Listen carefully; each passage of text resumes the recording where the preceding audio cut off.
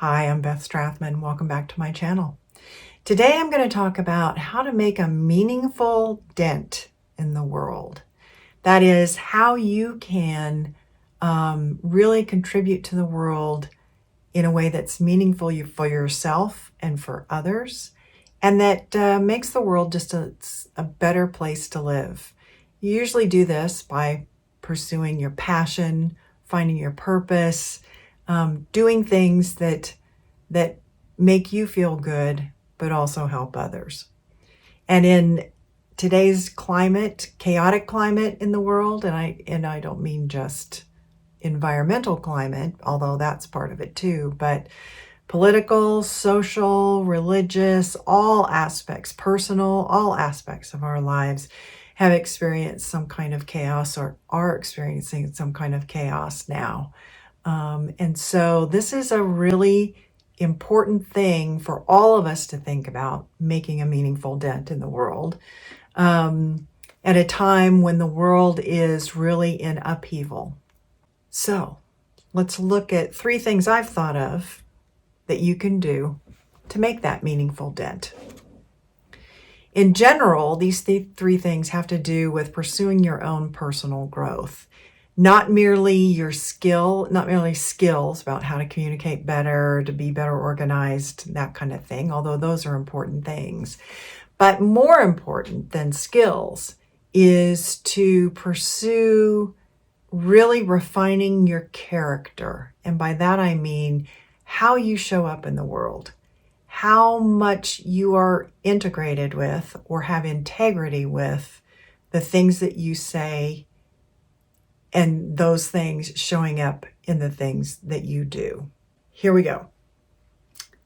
The first thing I think is important as adults, at some point this will become very apparent to you, but is to let go of beliefs and behaviors that aren't working for us anymore. You know, when we were little critters, when we were little babies and little children, we learned how to adapt to what society and our parents wanted us to act like, be like, because we were dependent on them. So for our own survival, we wanted to maintain the attachments to our family, to our parents in particular, because we knew that they could provide for us. We knew as dependent little creatures, we couldn't do it for ourselves. So in that process of creating and forming and fostering that attachment, being part of a family, being part of a society, we gave up parts of ourselves, or we changed a little bit how we might normally behave from our own instinctual way of showing up in the world. And when we do that, then we create all kinds of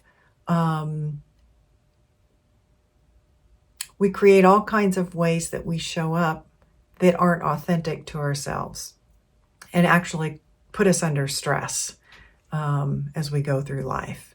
And so those things that helped us adapt as children, when we grow up, those behaviors and beliefs that helped us adapt, they don't often work for us, or sometimes they don't work for us when we're adults. And those are the things to let go of.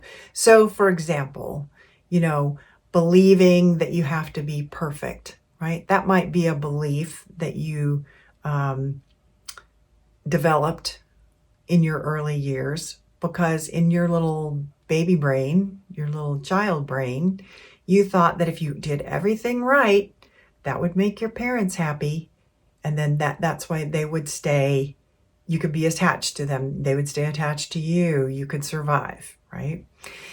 But as an adult, sometimes, if you're always striving for perfection, you put a lot of pressure on yourselves, cause a lot of stress, and you show up in ways when you're interfacing with people, particularly when you're under stress, that aren't pleasant, right? You might be a little critical or judgmental about other people because they're not perfect. And it kind of causes problems not only for the other person, but for you as well in your relationships. So that's an example of a behavior or belief that you could think about letting go of, if that's going to bring you a little more relaxation, less stress, better relationships in your life. Another place to look is not only those things that we developed, different behaviors and beliefs we developed as children, but also at your shadow qualities. So these are qualities that we were always taught when we were younger were not the way to be, right? You shouldn't be that way. You need to be different. And so we learned that there were just some things not to be. What we do psychologically is we deny that we have those qualities. We repress that we have those qualities or those thoughts, and they go psychologically into our shadow. So we end up judging other people for those qualities and not thinking that we have them ourselves. But that's a sure sign that they're probably there in your shadow.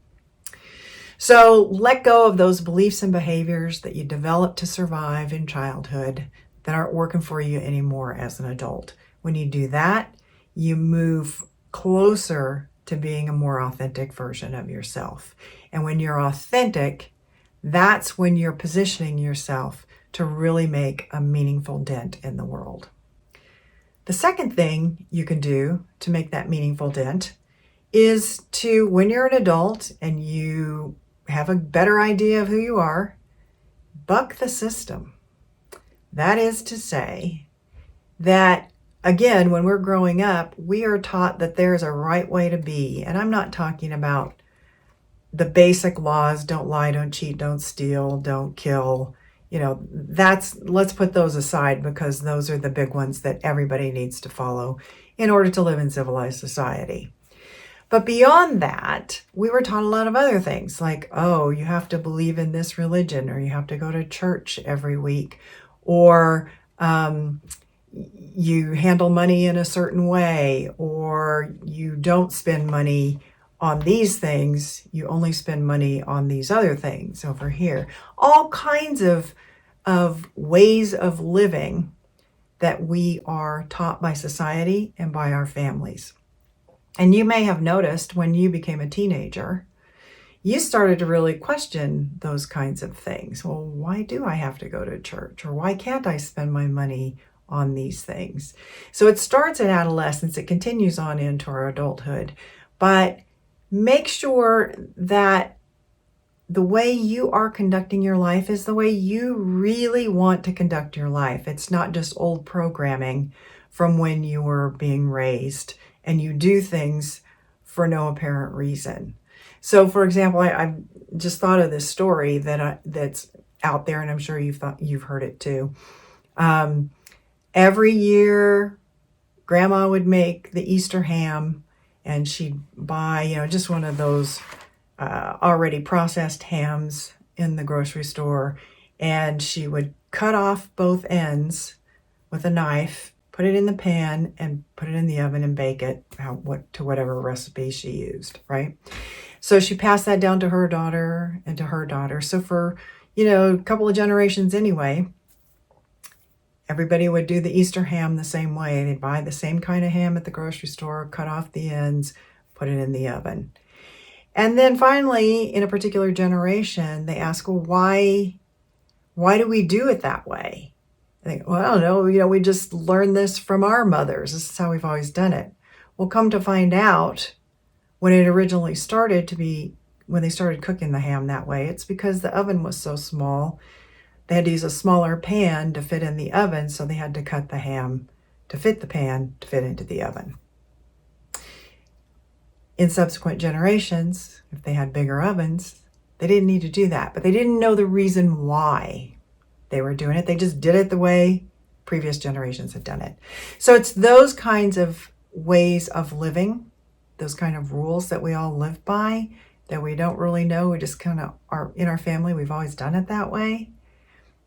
Think about it. Or in our society, we value this or that. I always think about marketing in American society. We are marketed to like crazy, and we're taught so many things through marketing that we need to look a certain way, have certain experiences in our lives, always have fun, go on vacation, spend money, have the newest gadgets, have the newest vehicles, dress in style, all that kind of stuff. And, for someone like me, a lot of that stuff doesn't appeal to me.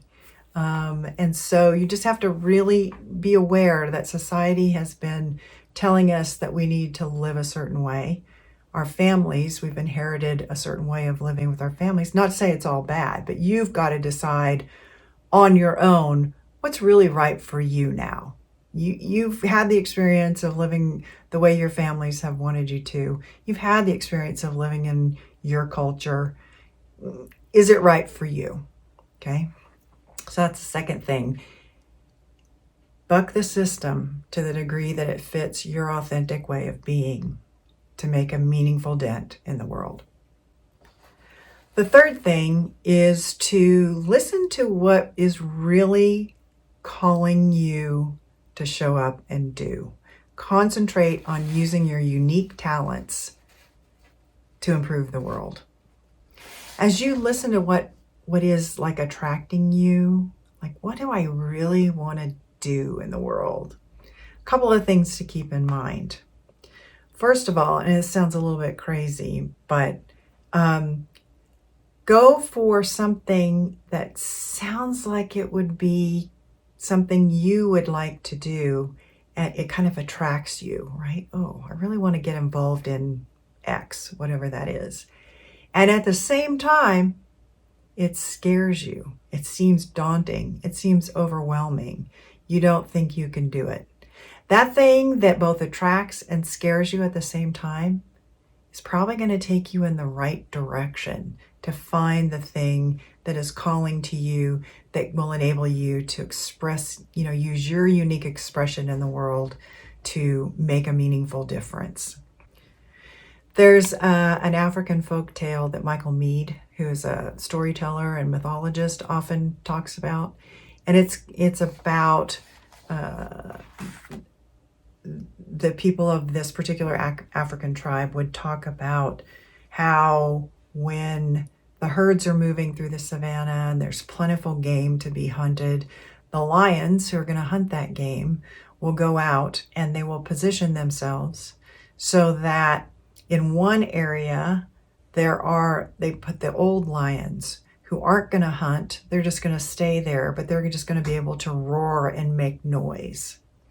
And then the lions that are younger, stronger, the ones who are going to hunt, they go across from those lions a certain distance so that as the herds move through, the older lions who are just going to sit there and roar, and the lions that are going to actually hunt, as the herds move between them, then the idea is that the roar of the older lions is going to make the herds shift over towards the younger lions that are going to hunt them. And so the moral of the story is, to do anything meaningful in life, you've got to run towards the roar, because you need to face that thing that you think is going to harm you, that's scary, that's something that you don't want to go near. But when you do that, you actually end up finding a way through so that you can make it to safety or whatever's waiting for you on the other side.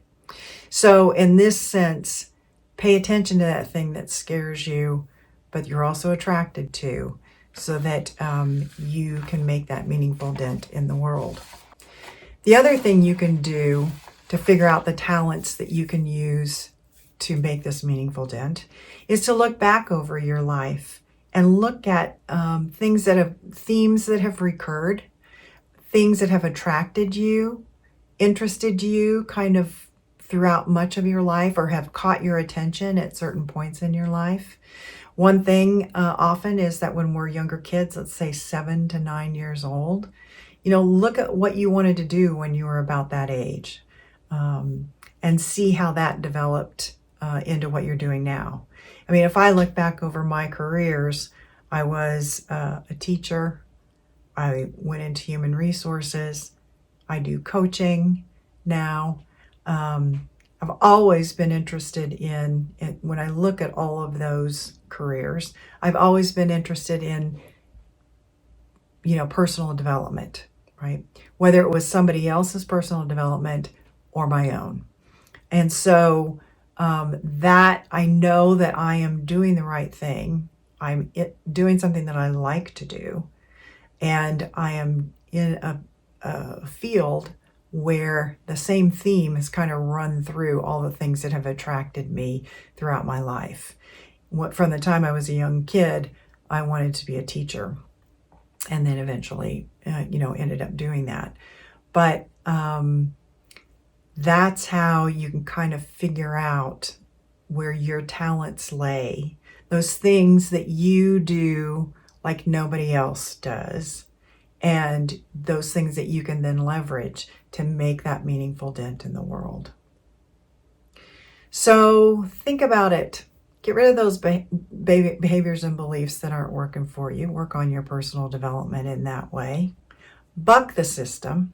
Make sure that you're living in a way that suits you, and that you're not just doing things by rote, kind of stuck in the system because that's the way it's always been for you. And then finally, use those unique talents in a meaningful way to make that dent in the world.